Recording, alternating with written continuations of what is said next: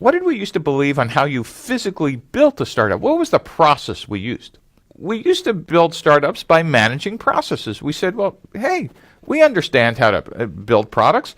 We build them exactly like we build them in large companies. We hire product managers, and we do something called waterfall engineering, which I'll explain in a second, which basically are step by step by step. In fact, what we used to do is we used to draw this diagram on napkins. We used to say, well, you come up with a concept, then you raise some seed funding, and then you go into product development, and then you have alpha test, beta test, and first customer ship. What could be wrong with that? That's, in fact, for 30, 40 years, this was the canonical model for how to build startups.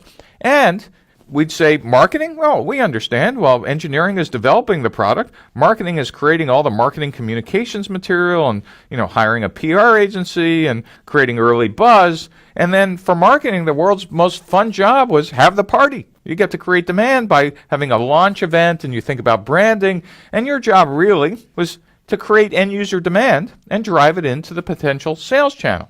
For sales, what that meant is, unless the VP of sales was a founder, you tended to hire them around the time engineering was saying, we're in alpha and beta test, and they were going out and starting to hire their first sales staff, and they were looking at your 5-year revenue plan, and since it was obviously came from a burning bush and it was the word of God, they were just going to execute that plan. Why? Because it said so, and you said so, and if you had investors, they said so.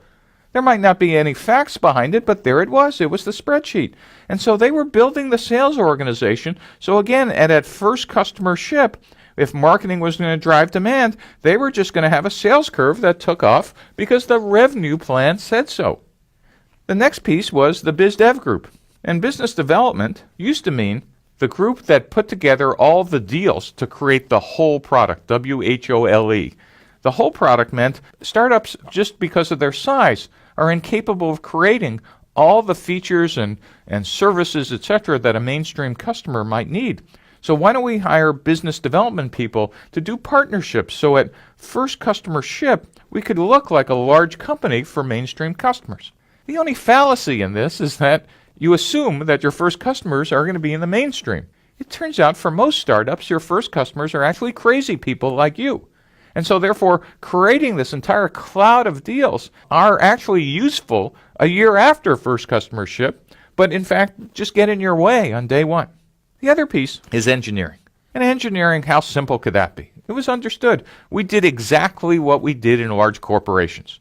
You wrote a market requirements document, then engineering shut their doors, rolled up their sleeves, and went into waterfall engineering, which we'll describe a little later.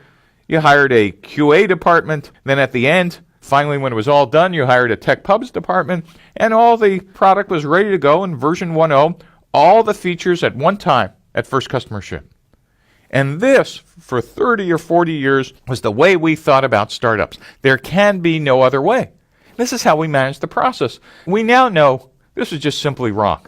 And I'll explain to you what we're going to do instead.